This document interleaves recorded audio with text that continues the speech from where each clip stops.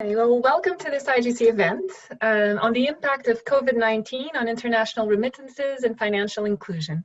My name is Sandra Sequeira. I'm an associate professor in development economics at the LSE and the lead academic for Mozambique as country program at the IGC. And I will moderate today's session. So to start us off on a good note, let's go back to thinking about last year, when in 2019, an estimated 200 million people in the global migrant workforce sent home around $715 billion US. Out of these, $550 billion supported up to 800 million households living in low and middle income countries. They did so by allowing vulnerable households to smooth consumption, to invest in education, to invest in health, or to invest in their businesses. Now, coming back to 2020, as a result of the COVID-19 pandemic and the associated shutdown, the world economy is now set to contract by about 3%. Global remittances are now projected to decline sharply by about 20%. This would be the sharpest decline in recent history.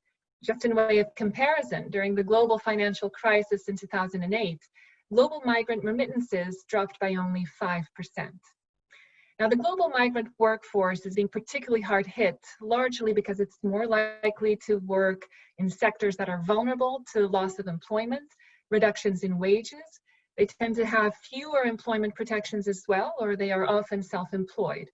Further restrictions on travel have placed limits to any in-person transfers as well, which in a normal year are estimated to also be in the order of billions of dollars.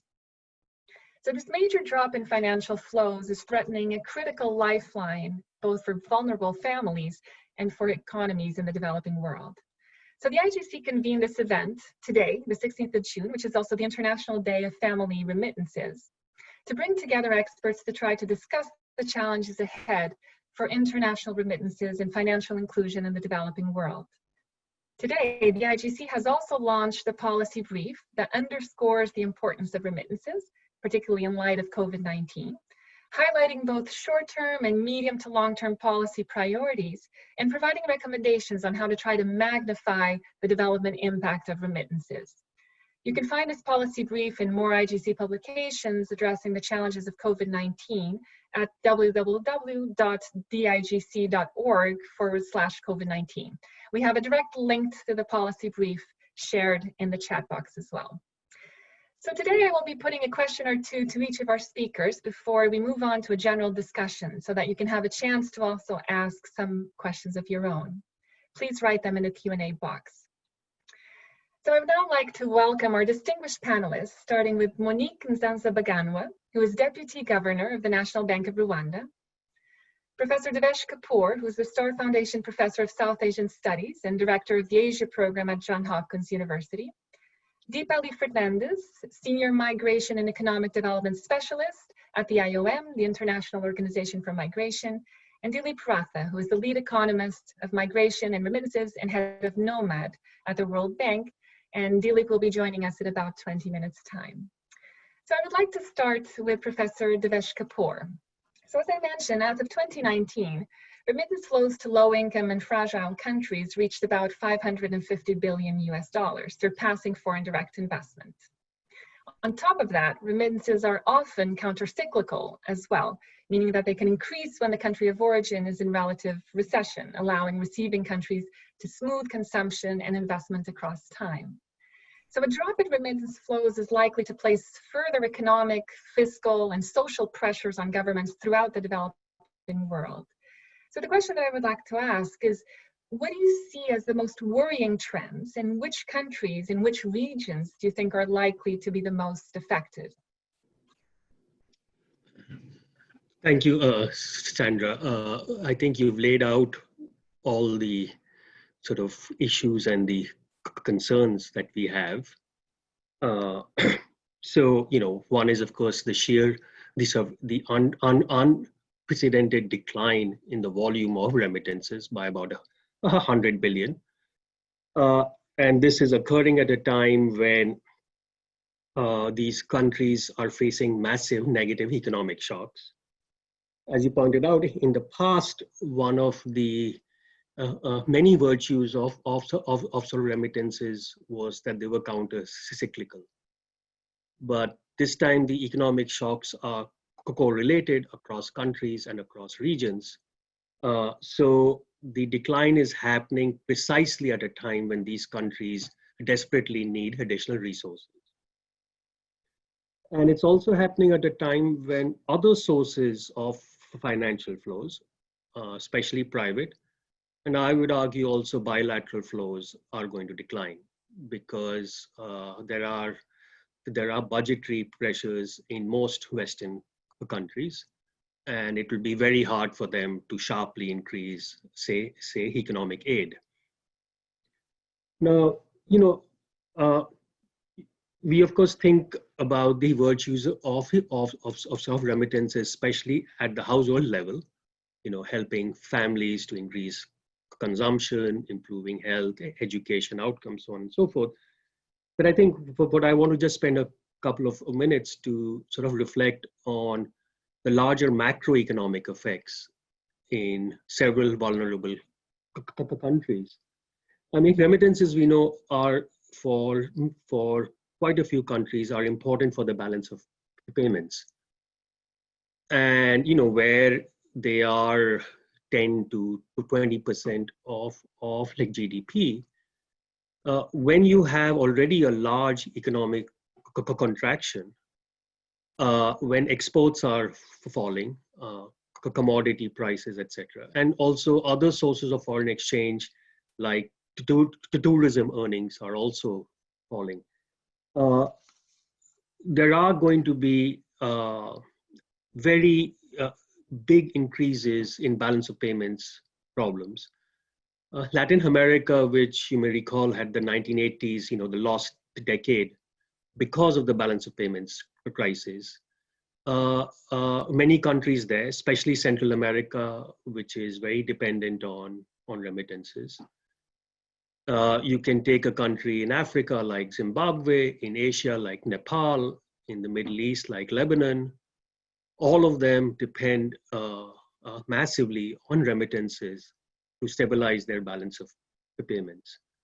Now, when you have such a large BOP shock coming on top of the decline of remittances, the question is, what will be the macroeconomic impact on the economic sort of instability, and thereby the larger sort of impact on households that were not remittance dependent. So there's one shock that will occur directly on households where remittances are declining sharply because they were very important parts of household consumption. But it's the larger impact through the macroeconomic shock on non-remittance dependent households in the economy that I think this time we have to also worry about. To add to that, as you can see in places like the Gulf, where you have a very large number of migrants, especially from South Asia, because of the sharp fall in oil prices, what we're going to see in many countries is also returning migrants. So the fact that you have very large increases in unemployment will be exacerbated by large increases in sort of returning migrants with very few job prospects because the economy is in doldrums in many of these countries. So I think remittances is part of a much more complex, much more troubling, and much more worrying phenomenon that we're going to see many of the low-income countries, especially small economies, especially the ones that depend on migration and remittances, and of course those that are conflict and fragile economies where remittances are such a lifeline. I'll stop there for now. Great, thank you so much, Dinesh. A lot of food for thought for the discussion. I would now like to welcome Deepali Fernandez, who is Senior Migration and Economic Development Specialist at the International Organization for Migration, the IOM. The IOM recently joined a global call to action entitled Remittances in Crisis, How to Keep Them Flowing, as well as other initiatives which draw attention to the international community to the issue of the socioeconomic effects of COVID-19 pandemic on remittances in the financial situation of migrants and their families. In your view, what do you think are the key actions that should be taken by policymakers, the private sector, and civil society to try to mitigate the impact of this decline in remittances to low and middle income countries? Thanks, Sandra. And I mean, just to link up with what Professor Kapoor said earlier, I think he made, he drew out very well what the development impacts are. And it is precisely because of these development impacts that the international community is very concerned on the labor, migration, and remittance front as to what happens. So you have, for instance, the UNSG that has issued the framework for the socioeconomic impact of migration. You have all the UN agencies, the World Bank, IFAD, who have responded to that. And on remittances in particular, you have two calls for actions, which IOM has joined. You have the Swiss-UK call to action, which is keep remittances flowing. And you have the IFAD Remittance Community Task Force, which has issued something called a blueprint for action today. So I'll just go through briefly what they say. The Swiss-UK call to action is very clear. It covers three stakeholders: governments, remittance service providers, and regulators. And it provides three suggestions for these stakeholders to take into account.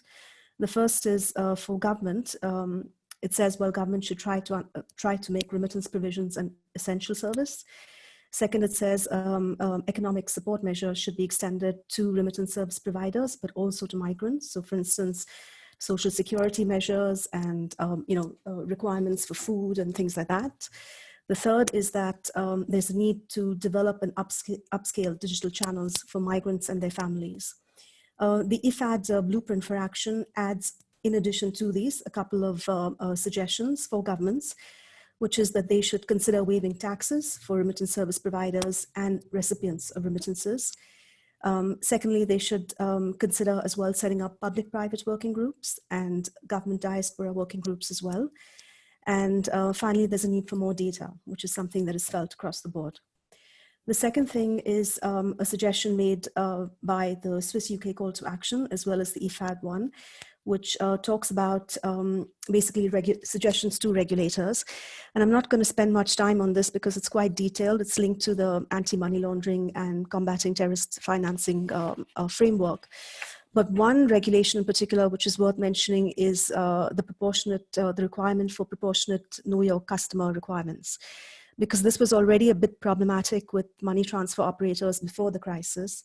And post the crisis, it's become even more of an issue because as the move is more towards digital remittances, the question is how do we, how do we transfer this to unbanked and undocumented migrants?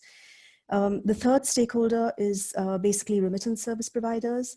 And here there are suggestions that remittance service providers take measures to provide relief to migrants. So in terms of, definitely cutting transfer costs, cash pickups, invest in financial education and awareness, and promote interoperable open systems that enable migrant financial products.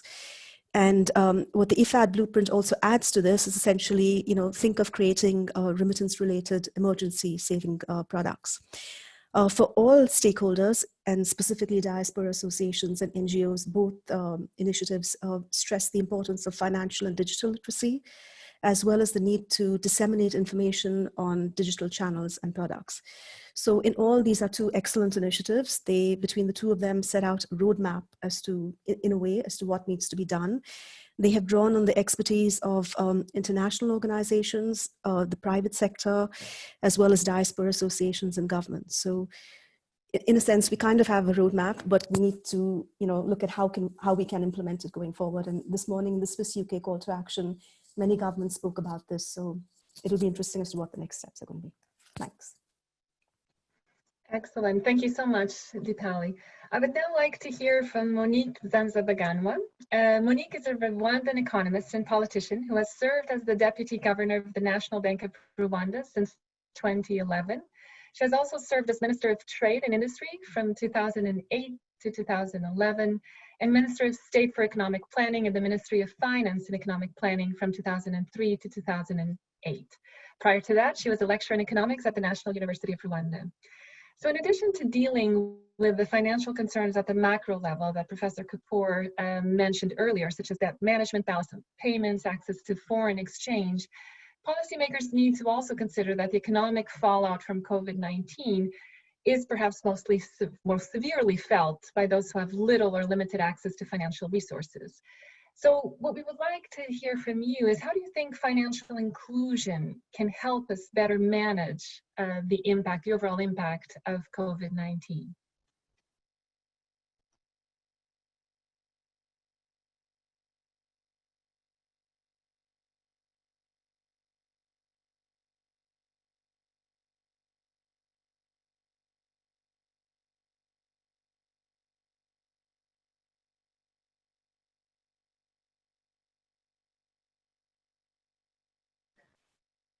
Monique, sorry, we cannot hear. I think most of us cannot hear. Can you please check the sound?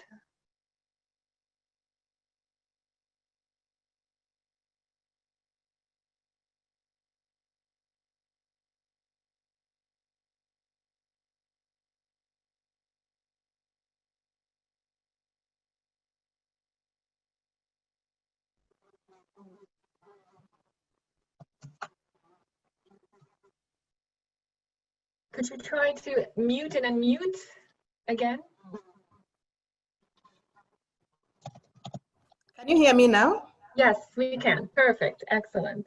Okay. Thanks a lot. Thank you. Yeah. Good morning or good afternoon, everyone. I was saying that financial inclusion is is demonstrating its potential already. Yeah, in the management of COVID-19. One way is that it enhances resilience of economies and of the households. We've seen, for instance, and households have seen for themselves how having savings can help you cope through a crisis like the pandemic when there is a lockdown. We've seen, for instance, how people who had access to digital financial services could continue more or less their businesses, either if you a micro business and now you can sell your products. If you are in essential services, you could sell and receive payments contactlessly, which is also contributing to mitigating the spread of the pandemic. But also, if you are not in essential services, you could maybe sell using the digital platforms, the e-commerce and other online platforms that actually emerged quickly after the pandemic breakout, yeah, in way of survival. So we have seen that not only in Rwanda, but in other countries as well. We've seen, for instance, situations where even if you had people included formally through banks, through circles, that didn't necessarily translate in your capacity to transact during this crisis.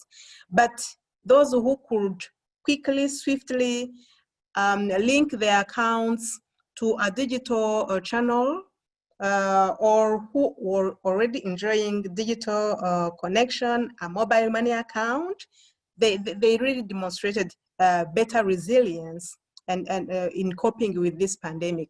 So financial inclusion is really very, very important. And we are also seeing this pandemic itself having an impact on financial inclusion, because it has raised that consciousness about the importance of financial inclusion. So we've seen, for instance, P2P transactions increase both in volume and value, and this in country and cross border.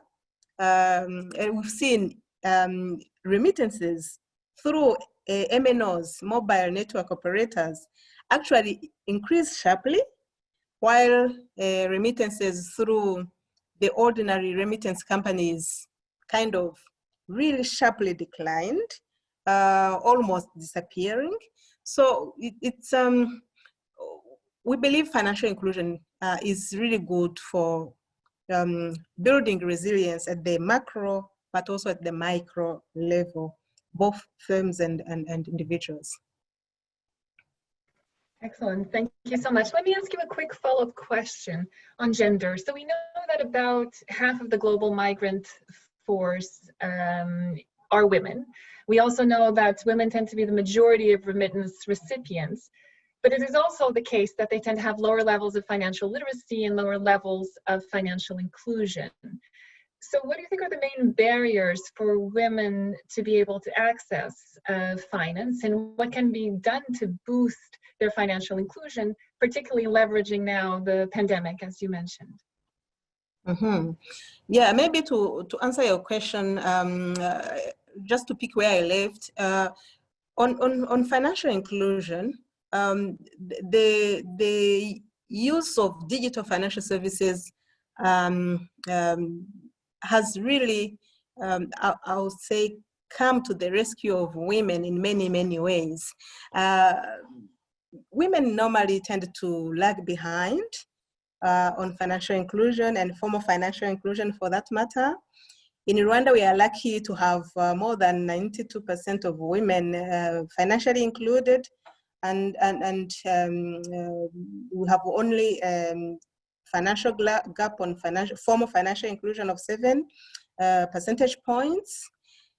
But really, the message what this pandemic is teaching us is we really need to focus even more on resolving the barriers that are keeping women behind and preventing them from enjoying the benefits of being financially included. We are worried, for instance, that a big number of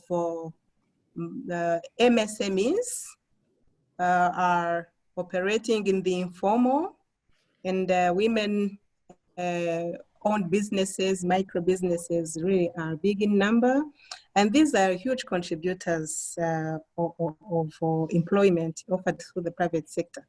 So if we are talking of the recovery and government coming up with initiatives to support MSMEs in this context, you worried about how many are in the invisible economy, how many are not registered in tax systems, and how many are not digitally visible included. MNOs are coming up with ideas and banks to develop digital loans for women and other MSMEs to cope with this pandemic. But if you are not already there, you run the risk to miss out. So this is really what is at stake. And the barriers that are preventing women from harnessing this and enjoying include, I would say, the issue of trust, or I may say with biases, because we still see cultural biases, social norms, even women self-selecting themselves out of these systems.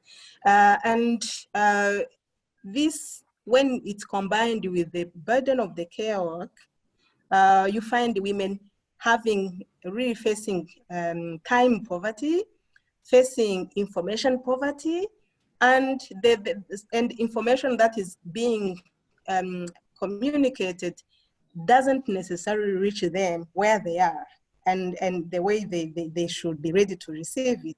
So that's really a key barrier. Another barrier is in the access to the infrastructure and to the handsets. If we are talking of mobile financial services, you still see a gap there, and a big one in some countries. Another barrier can be that the financial service providers themselves are not yet getting it. how to reach women where they are, how to develop really client-centric products that are responding to the needs of women. So those are some of the challenges, and really addressing them would just mean to do what it takes, starting by financial literacy and reaching women there where they are. I think that's where the gap is normally, because you tend really to be meaning well, but when you don't reach out to the women where they are, in their informal settings, in the savings groups, in communities, through the anchor supply company in the supply chain, through the support networks, then you run the risk of actually not finding them with your messages. So maybe I can stop here. Commenting to your, or answering to your question. Thank you. Great, thank you so much. Very interesting indeed. So I would now like to turn to Dilip Ratna, who's lead economist of migration and remittances and head of Nomad. He acts as a focal point for the World Bank on migration, remittances, and diaspora bonds, and is also the coordinator of the G7, G20 Global Remittances Working Group. And so the question that I had for you today is, how do you think is COVID-19 changing overall patterns of global migration? And what do you think are the long-term implications of that for migrant workers and their families?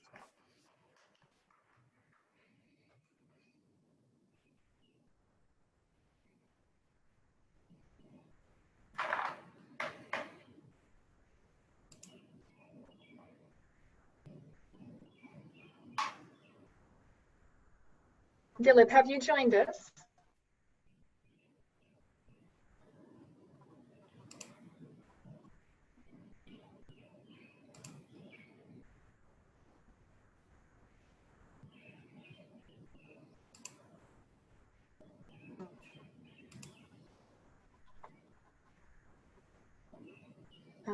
Okay, so let's move on to the discussion, and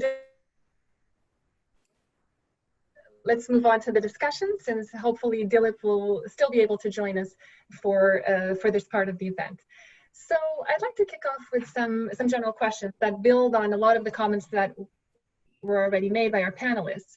So one specific question is looking at the global migrant force and how it often lacks access to social protection due to visa restrictions. And they tend to work on more precarious forms of employment. So what actions do you think could be taken by governments in countries of destination, so in host countries of the migrants, to try to support these migrant workers?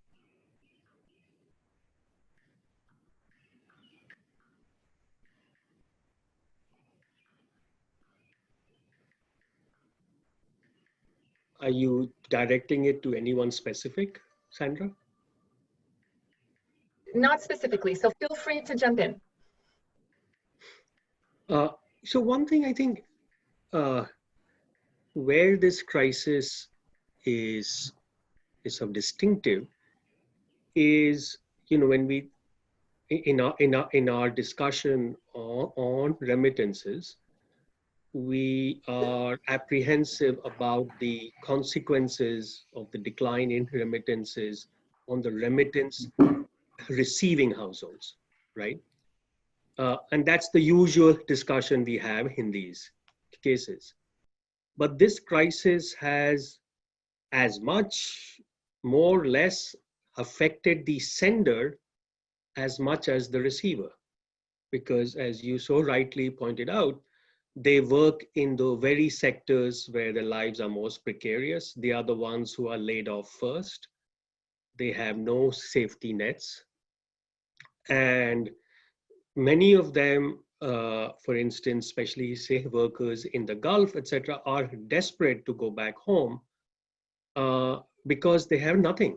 I mean, the small savings they have run out of it. The protections they had were very weak to sort of begin with. Countries like the US do not provide healthcare, for instance, for anyone if you're not a resident. And I think the group that is by far the most precarious and the most adversely affected are the migrants who do not have legal status, right? Because the countries are desperately trying to get and reach out to their own citizens. And I think in this case, we really need to worry much more about the migrants themselves and not just about the negative effects on the migrant, on the remittance receiving households. Now, how that can be done is going to be very hard. I mean, clearly migration has become in many countries such a political hot button, even prior to the COVID crisis. And whether governments can or will have the political will to reach out to migrants when they are saying that, look, you're not reaching out to your own people first. So will they be second or third in the queue? Now, I think it at least makes sense for countries to reach out to them on health, because as we saw, even in a country like Singapore, which has about the best capacity to manage these things, they did not reach out to the migrants who work in the so-called 3D sectors. And that's where the COVID really took off, because they live in small, crowded, cramped conditions. And the one thing about the virus is, if it spreads somewhere, it's going to spread elsewhere. So it's in countries' self-interest to make sure that migrants, at least health, and there are some social safety nets, because otherwise the rest of their population can be adversely affected. So even if they may not care about the migrants, but I think self-interest should lead them to at least be much more forthcoming with regard to providing the safety nets and social protection, especially on health, for the migrants themselves. Yeah. Sandra, if I may also Sandra? add, I think, yeah, sorry, go ahead. Oh yeah, go ahead. No, go ahead. I'll speak after you. Go ahead. Okay. Yeah, thank you so much. I just wanted to bring the discussion a little bit, maybe not just see the remittances as a phenomenon between developed countries and developing countries, but also see the opportunity of remittances within regions.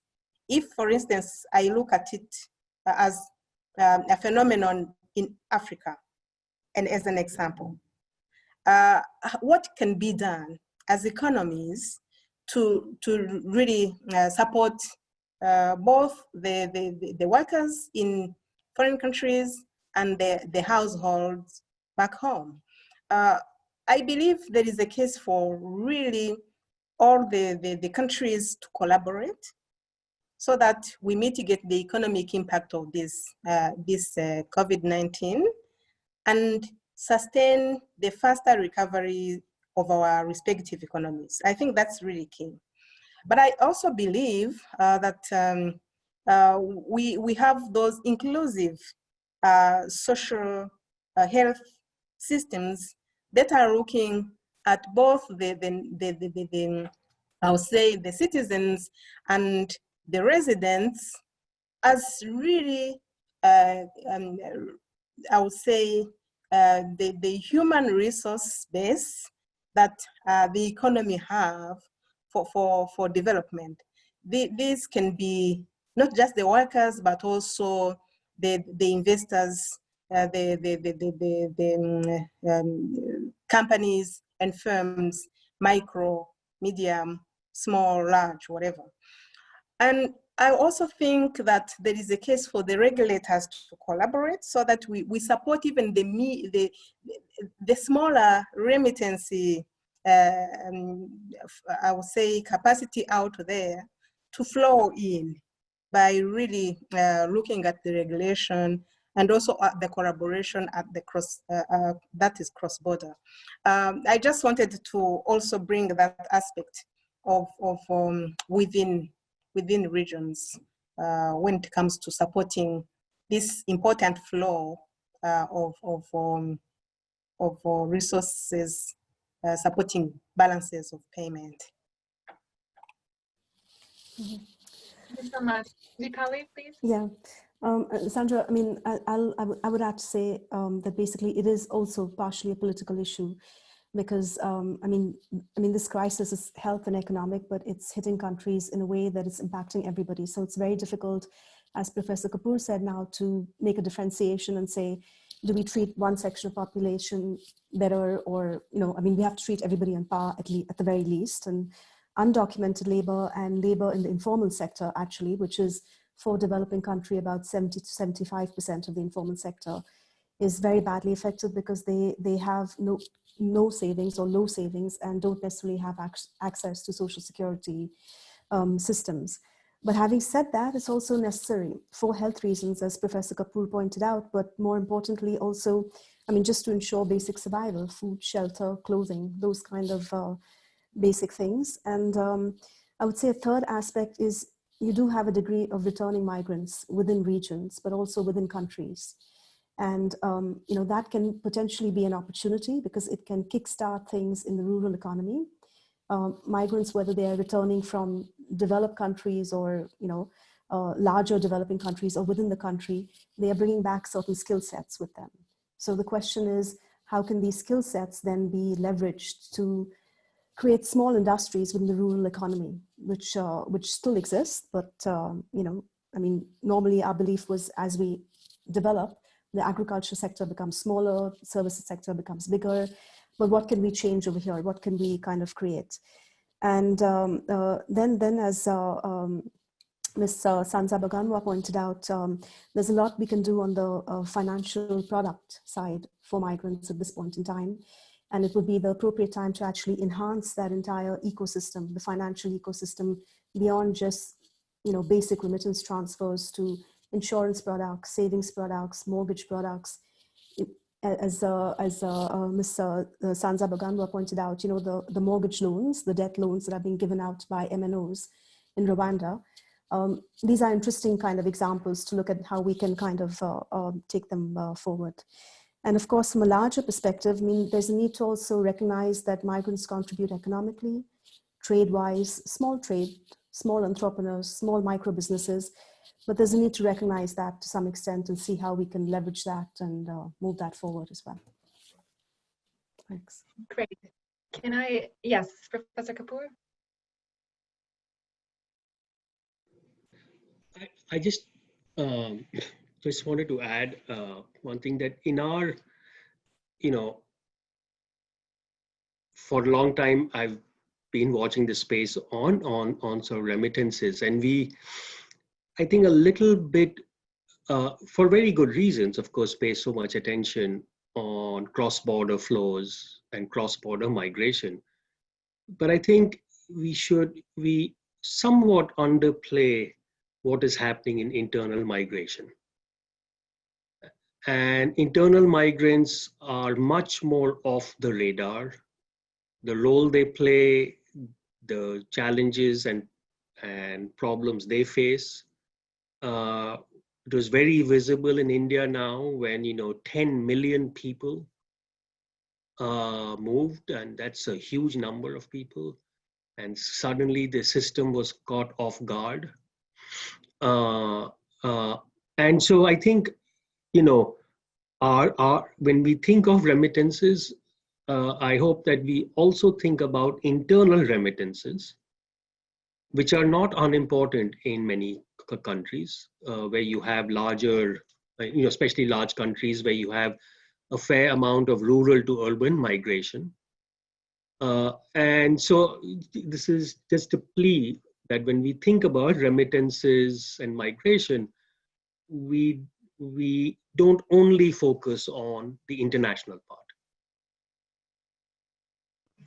Great, that's a great point as well. Thanks for adding. And to build up on both of what you just said and what Deepali was mentioning earlier, The next question I had related to the extreme variance in remittance costs across both migratory corridors internationally, but even within countries sometimes because of lack of interoperability across different mobile networks and so on. So the question that I had is just, what do you think are the biggest challenges that are associated with reducing these transaction costs for migrant remittances? Most of you have touched on this issue, that there's a need to reduce costs. But is COVID-19 creating the incentives for policymakers and the relevant stakeholders in country to try to push for these lower transaction costs, both for international and internal migration remittances?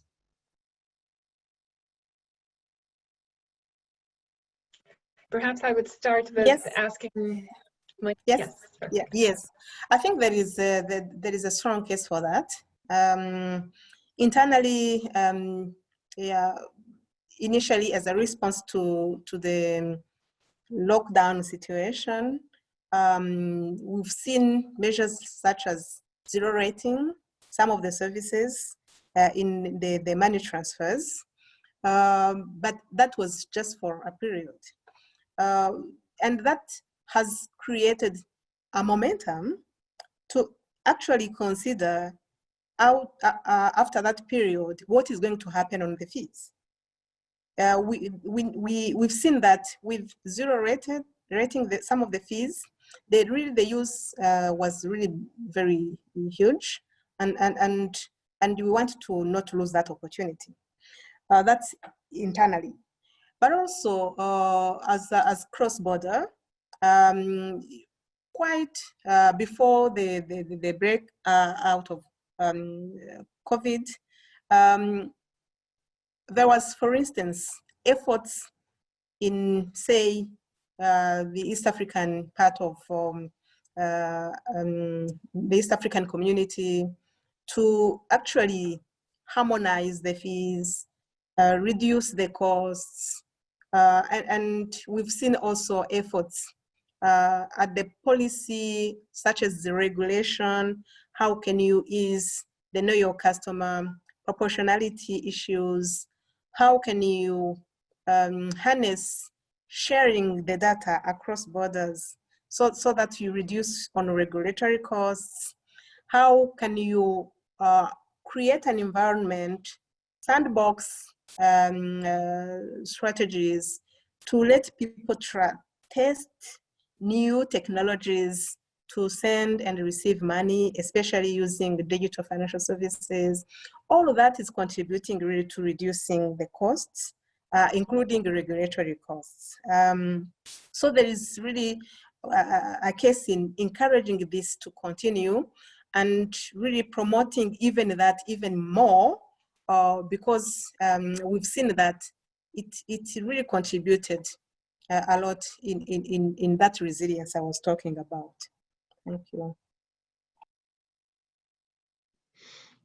I think there are two possibilities, right? One is, see, that when we think of remittances, essentially it's a private transfer, right?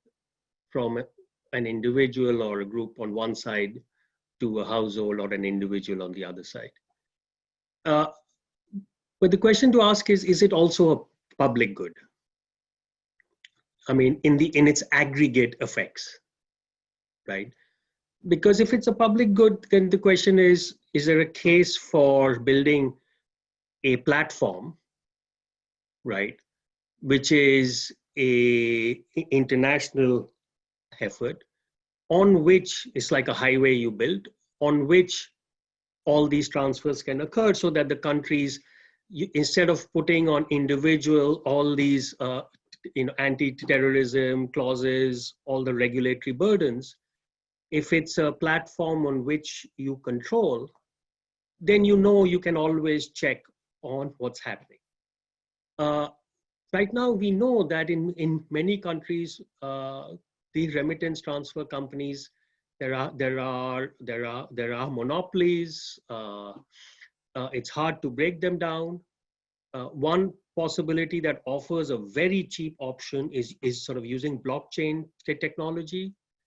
But blockchain technology, precisely because the codes are hard to break.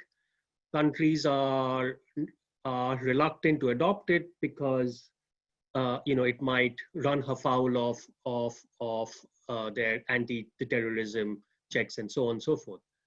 So we've built the regulatory barriers as much at the insistence of the richer countries, but the burden of those regulatory barriers is borne by poor people. And in that sense, I think the richer countries, if they want to raise the regulatory barriers, then in some ways they should subsidize the public good. That I think is inherent in the aggregate dimension of sort of remittances.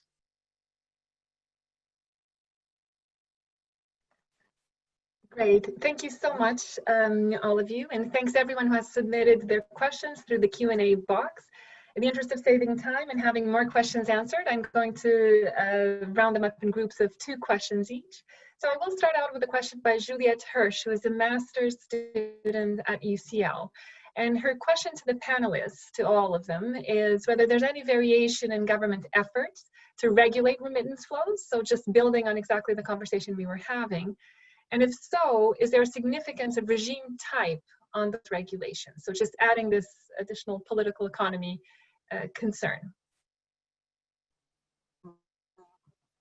The second question that I have is from Logan Rangasamy, who asks whether there are any policy measures at both the national and international levels that could be used to try to cushion the exchange rate impacts related to the balance of payment constraints that Dr. Kapoor was mentioning when we started his remarks, and what can be done about it. Thank you.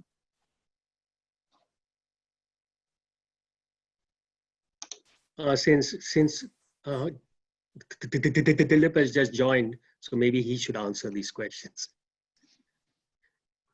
Dilip, are you with us? Dilip?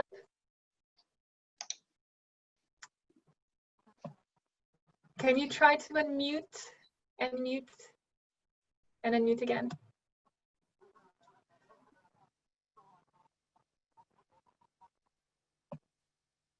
Okay, it looks like it's challenging to have Dilip with us today. So I suppose back to you. And on the first one, on the regime type, one case I'm aware of somewhat is sort of Cuba. And Cuba has had an interesting policy where they've used, or they have healthcare workers, doctors, nurses that have been going to Africa. They've been going to countries like Venezuela, etc. And the incomes they earn and send back, the state keeps a large fraction of that. And so in a sense, it's a remittance, right? It's their earnings which they send back, but the state keeps a very large fraction of that. One reason why Cuban doctors are taking up other occupations, because so much of their income they don't really receive. So that's one case where the regime type has tried to take a fraction or a chunk of the remittances that I'm aware of. But I'm sure there might be others that my colleagues might be aware of.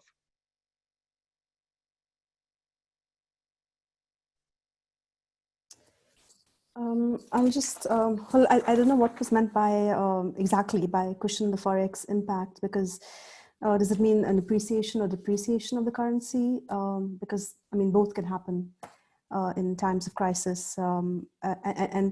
And one thing governments do is actually impose capital controls to some extent, either taxes or limitations on transactions, because that in turn impacts the currency value in bits and pieces.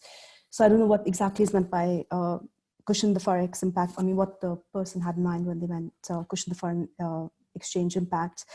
And in terms of regulatory frameworks, I'm sure Ms. Sanza Bagano has a better idea, but my understanding is that there's no one single remittance framework. I mean, the remittance framework is found in financial services legislation, in forex legislation, maybe in central bank legislation, investment legislation. So the question is, you know, putting it all together. So those legislations will vary between from country to country, but definitely some countries put in place measures to ensure that, you know, to make remittance transfers easier and more easy. But I'm sure Ms. Sanza Bagan will have that idea on that. Thank you. Like to say, the regulatory frameworks differ, but what we've seen is a convergence between remittance regulation framework and payment systems, especially digital payment system. And we are seeing more and more of remittances that are mobile based. So what regulators have been doing, at least in our case as a central bank, we are harmonizing internally the frameworks so that it doesn't really create some, I would say, arbitrage or really level playing ground that is not even. But also regionally, for instance, in the Alliance for Financial Inclusion, we have been discussing these issues of remittances, having some policy guidelines that are helping all the regulators to kind of converge and harmonize the approaches, and also facilitate the cross-border side of things. So maybe that's what I could say now. Just to add on the foreign exchange, I think there's no doubt that most developing countries, their exchange rates will be under stress. There will be, and is already happening, some devaluation. But what's interesting is from the point of view of remittances, when there is a devaluation, the receiving household in local currency terms, even though in dollar terms they might be getting fewer remittances, but in local currency terms, because of the devaluation, they'll be getting more, or it can compensate, right? So devaluations actually help the receiving households because the local currency equivalent of what they're getting increases. But at the national level, of course, what that still means is you do have much more pressures on the balance of the payments. Yes, and Sandra, if I may add to that, I mean, in Mexico, there was a 20 to 25% fall in February, a depreciation of the Mexican peso vis-a-vis the US dollar. So what Professor Kapoor is saying is basically that the value of those remittances then, goes kind of balances out. So that's one thing. But the other thing also is many countries are both sending and receiving countries. So for instance, especially in the regional context, if you're a sending and receiving country of migrants, then the kind of controls that you put in place can actually impact people within the region or remittance transfers outside your country as well. So it works both ways in that context. Great, thank you so much. So the next questions that we have from the audience actually build on some of these points as well. So we have a question from Ermias from Ethiopia, who is a PhD candidate at AAU. He asks, how can we possibly evaluate the impact of COVID-19 on remittances that are not recorded, that are brought by returnees to their countries, so without necessarily going through the formal banking system?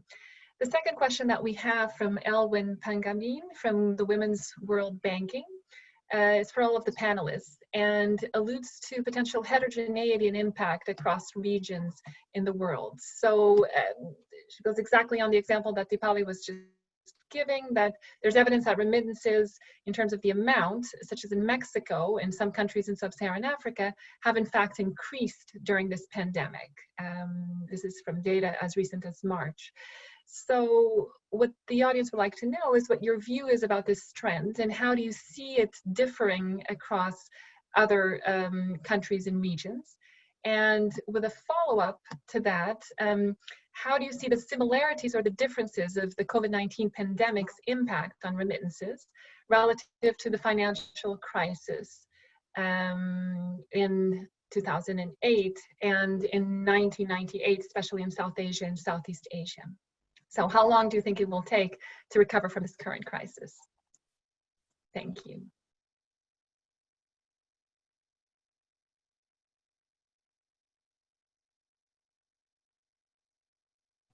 Maybe I can come in. Just a small comment on the unrecorded. I believe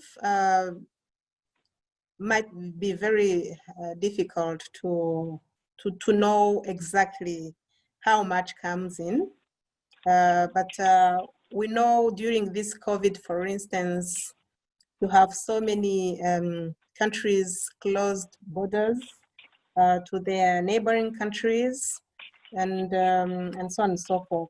So if you are to just go strategies as how statistics get I would say built, maybe you can have some ideas and make some estimates and so on and so forth. So at least I feel it can be very difficult.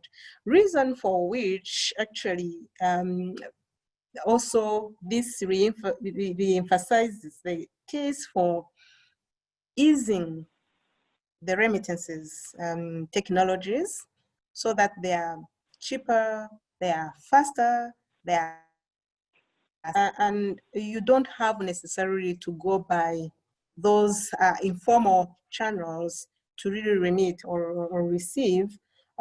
So it's in some markets, like in Rwanda, for instance, really by adopting more online and digital mobile-based, we have seen it has contributed to actually a bigger chunk come onto the platform, because now it's getting easier and cheaper to remit. So that's a small comment I would make. Regarding the COVID-19 and the global financial crisis, where you look at the genesis of this crisis, COVID-19 is more complex, much more complex. It's financial, it's political, it's health crisis all at once. And it's affecting the supply and the demand side of economies all at once. It's affecting governments, while the financial crisis may be affected the financial institutions, but this COVID-19 is really more complex and more global in terms of sectors. I believe its impact is more devastating than the global financial crisis, but that's what I can see. Thank you. Laura, this is Dilip. I finally managed to join in somehow. Can you hear me? Yes, we can. Thank you, Dilip. We're very happy to have you. Thanks, Sandra. I wanted to make a couple of points on this question about the length of the crisis. Is it okay to go ahead? Yes, absolutely. All right. This crisis is unlike any, and the only one that comes somewhat close to comparison is in the recent past. It is the global financial crisis of 2009. But we know that was really limited in many ways. It was called global, but it wasn't really global. It was a very perverse worldview when you think I'm the center of the world. That was the kind of crisis, the global financial crisis, 2009. At that time, remittances fell 5% and quickly bounced back. The other crisis where one could relate to the COVID crisis is the Spanish flu 100 years ago. And Spanish flu 100 years ago had 3-4 phases, and it went on from 1918 to 1920, 2 years. And even that wasn't as global as the current pandemic. And it's not clear how long the current crisis would last, but the synchronized shutdown, lockdown, social distancing at all levels, national level, provincial level, municipality level, and then even the community level and in the family level, this is unlike any. So the impact of this is going to be much more severe than the global financial crisis. And because of that, we are projecting that remittance flows would fall to developing countries by 20%. And in some parts, like the Europe and Central Asia region, it could be a fall of 27%. So that is one point. The other point I wanted to make is about facilitating remittances and introduction of technology. Cash to cash remittances are still about 80 to 85% of total volume of remittances. And yes, online remittance transactions are growing, partly because stores that the physical money service businesses are shut down because they are not considered essential. So opening those stores would help, but online transactions require bank accounts. And most of the poorer migrants and their families back home, they don't have bank accounts. So there is a prior action to be taken to improve access to banking. And that would also require some sort of relaxation on regulations relating to know your client requirements so that people can open bank accounts for small amounts of money to send small amounts of money. So those are a couple of points I wanted to make. Can I just add to what my colleagues have said? I fully agree with them that the nature of this crisis is completely unprecedented. In fact, I would argue it has barely begun. And the severity will be much more protracted and much more widespread. In other words, it'll be spatially across the world, and temporally it will extend into time for a much longer period than what the 2008 was really a transatlantic financial crisis. It was not a global financial crisis, as Dilip points out. And to that extent, I think so much of the gains that low-income countries have made on poverty and so on, perhaps excluding China, but I think we're going to see much more severe stress and really a great likelihood of social unrest because especially livelihoods, employment is going to be so severely stressed. The government's fiscal capacity to respond is going to be much, much less. So I think we are really moving into uncharted waters, which are going to be very, very choppy and very, very unstable.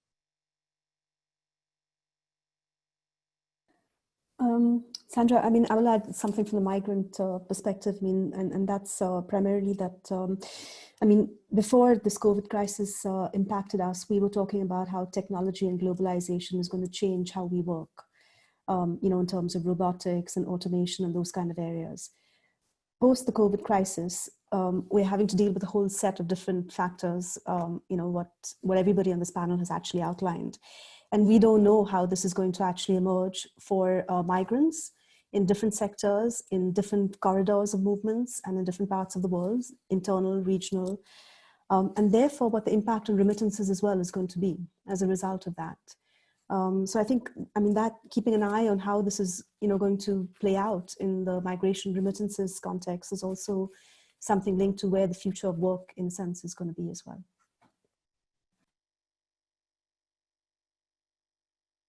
Great. Well, thank you very much, everyone. I would now like to ask each of the panelists to try to summarize, given the severity of the crisis and the uncertainty that we face, what do you think policymakers and other stakeholders should be prioritizing now to try to increase the flow of remittances post-COVID in the near future and to try to further promote financial inclusion. So what do you think are the key priorities that they should be focusing on now?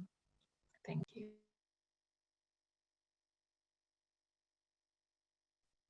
So perhaps we could start with Monique. Yes, thank you. Can you hear me? Yes. Can you hear me? Oh, good. Yeah. Yeah, I think public policy, especially health policy, it's important.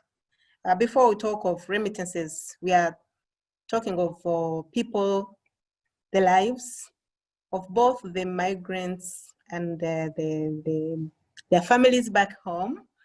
So what should really be, we shouldn't really see any failures on is really preserving the health of people, really containing the pandemic and try to save as many lives as possible.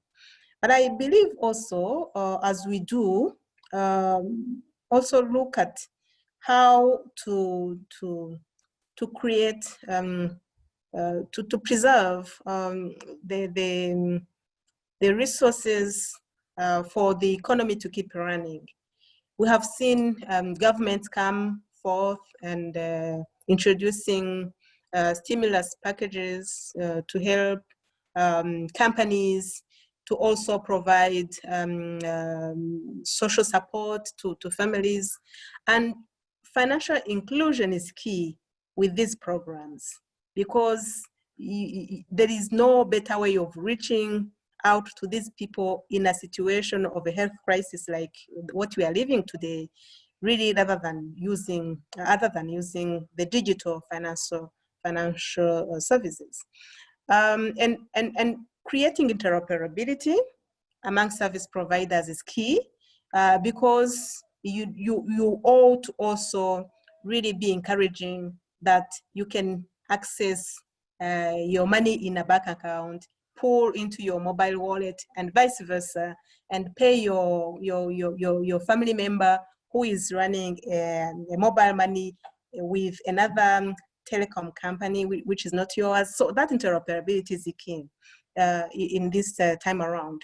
But also the reach of poor families with this infrastructure, with handsets, with really solutions that can support their livelihoods, that can link them to the markets, because you have in many places where farmers have really seen their produce go bad before they reach to the market, because they couldn't really see the logistical distributional channels that are there to link them to the markets were faulty. So we need that integrated kind of view of economic policy that is also having a health element as part of it, because we are talking of one of the factors of production, which is labor. Thank you.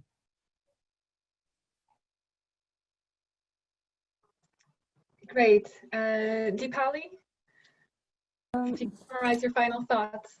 Yeah, I mean, I would agree on enhancing the financial ecosystem, basically products, and also in terms of the rural economy, developing that. And I think one of your students had raised this issue of informal remittances. And to some extent, I think perhaps this crisis will address that by digitalization, moving remittances slowly away from the informal channels. And I think secondly, it's important to keep in mind a kind of a migrant-centric focus, whether it's in developing products or in developing policy, because I think very often we say this is what we require and then we go ahead with it, but we don't actually understand what is it that your customer or your beneficiary needs, wants, and is concerned about, because then you develop products and policy based on what they want, basically. And thirdly, I would say this crisis actually could be an opportunity for us to put in place many things that we have been talking about in the migration governance sphere, remittance sphere, economic contribution of migrant sphere for a long time. And this may be the opportunity for us to actually put it in place. So, yeah, thanks. Great. If we could now turn to Dilip, since we weren't able to get your comments earlier, if you want to take a couple more minutes now and with your views and your broader opinions. Thank you so much. Thanks, Deepali. Can you just confirming you can hear me? Yes. Oh, good. Thank you. So, I mentioned that we are talking about a 20% decline in remittance flows, mainly because of the economic crisis, the job losses of migrants. Their incomes are falling, and also because just people, even if they had money, migrants, even if they had money, they're not able to go to a store and send money home, because most of them do send money home using cash through a physical remittance facility. And on top of the economic crisis in the Gulf countries and Russia, these are highly dependent on oil prices, and oil prices have fallen. So these economies, GCC countries, the Gulf countries, and Russia are very large sources of remittances for South Asia, Southeast Asia, and in the case of Russia, to the Central Asian region and Eastern European region, mostly Central Asia. For example, Tajikistan, Kyrgyzstan have remittances about 30% of GDP, and most of that comes from Russia. So with oil price declining, there is an impact on those economies in terms of remittance flows. And then there is the dollar weakening, the US dollar strengthening against the ruble, or against the euro, or against the pound sterling, or the South African rand. These are sources of remittances where the flow of remittances is in local currency terms, so euro terms, ruble terms, and pound sterling terms. And those currencies are weakening against the US dollar. So just the valuation effect of that would translate into lower dollar amounts in many countries. So in Europe and Central Asia, we expect remittances to fall by about 27%. But foreign direct investment is going to fall by 37%. And private capital flows will actually become negative, meaning it's more than 100% decline. That's sort of the expectation for the year 2020. So balance of payments difficulties for many countries would be very significant. And at a more human and household level, there is genuine risk of many households falling back into poverty, many of them not being able to even afford food. And that aspect about food security has come up much more significantly, let's say in East Africa, where already locust problem was a threat. So we are looking at real difficulties here for a large number of people. And talking about number of people, there are 270 million international migrants, according to some estimates from the UN. There are 800 million nearly internal migrants in the world. So that makes 1 billion people as migrants.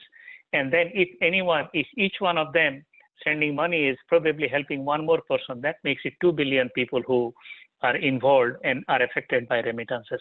So we're talking about a large swath of humanity. And the current projections of 100 billion, 200 billion sort of fall in external financing, 100 billion because of decline in remittances is going to cause a lot of hardship. So what can governments do? One part that is forgotten, often not mentioned, is taking care of stranded migrants. That's the real priority, because urban economic centers, for example, London or New York or Bombay or Paris or Johannesburg, you are talking about 25%, 30%, 40% of workers in those cities are actually foreign born. They're migrants. Migrants are among us, so we need to take care of them to take care of ourselves in the current situation. So in terms of policy responses of cash transfers and all that, we need to be inclusive of migrants and their families back home. Recognizing remittance services as essential would help keep money transfer businesses open. Financial inclusion could help online transactions and avoiding cash, which is also a source of contagion, as you know.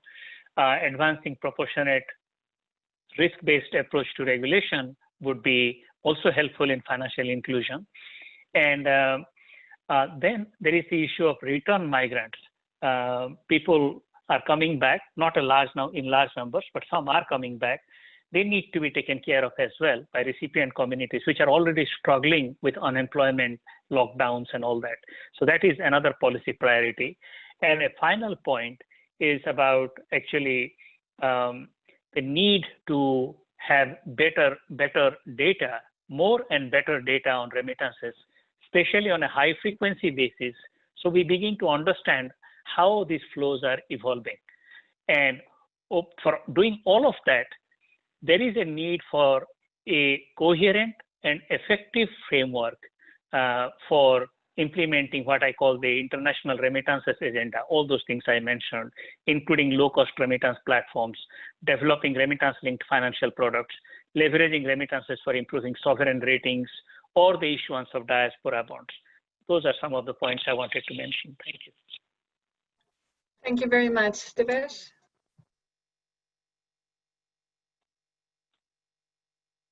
I think you're muted still. Okay, now, yeah. First of all, I fully agree with what my colleagues have said. I'll add like something slightly different. I think the parallel of this crisis, of course, health-wise, you can compare it to 1918, but in terms of its larger economic impact, I see it closer to the 1930s, the Great Depression. I think for three reasons, we should really have a more, how should I say, careful view of migration and remittances looking into the short to medium term. One is the economic outlook worldwide, and in many of the countries, like Dilip said, Russia, the Gulf, the US, is going to be anemic, and it's going to take a while to pull themselves out. Second is there are anti-migrant sentiments. It's a major political issue around the world. And third, as Deepali so rightly pointed out, it's about the future of work itself, with much greater automation, etc. So the demand for labor-intensive activities is going to decline. I think for all these reasons, the way we've been thinking about cross-border migration and remittances, hopefully I'm being very pessimistic or needlessly pessimistic, but I think that golden era might be over looking forward. And if so, the policies that developing countries must really ask themselves is the more fundamental one. Why are people leaving in the first place? Which obviously has to do with their own economies, their own politics, their own policies. And I think the answer to the problem or the severe challenges, that faces many, might increasingly lie internally, precisely because help from outside is likely to be less for some of the reasons that I've outlined. Great. Well, thank you everyone for this excellent discussion. I think you did a great job in highlighting the challenges that COVID-19 pandemic has brought to the issue of international remittances. Some of you have also outlined some of the opportunities to craft a new regulatory system internationally that could facilitate international remittances, and perhaps an opportunity to rethink financial inclusion and financial literacy in the developing world. And ending with this thought-provoking point from Devesh on how to focus on the structural problems inside countries and what is at the source of the migrant workforce. So thank you everyone. Thanks to our audience as well for your very challenging questions. I would just ask you to please complete the post-event survey to try to provide feedback on the event. Thank you everyone again for joining us today.